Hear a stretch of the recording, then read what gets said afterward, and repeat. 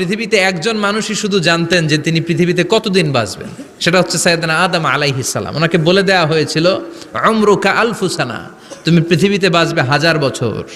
কয় বছর? সাইয়েদনা আদমের সামনে অনেকগুলো রুহু রাখা হলো। সাইয়েদনা আদম বললেন, এরা কারা? আল্লাহ বললেন, এরা হচ্ছে নাসালুক, তোমার বংশধর, পৃথিবীতে তোমার পর এরা পৃথিবীতে আসবে।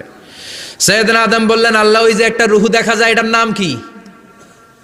আল্লাহ বললেন, হাদা ইবনুকা দাউদ, এটা তোমার ছেলে দাউদ, সে দুনিয়াতে নবী হয়ে আসবে, তার ছেলে সুলাইমানও নবী হয়ে আসবে।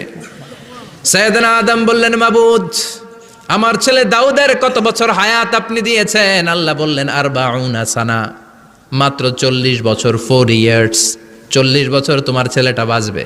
ও আল্লাহ, আমি বাঁচবো কয় বছর? তুমি বাঁচবা 1000 বছর। সুবহানাল্লাহ।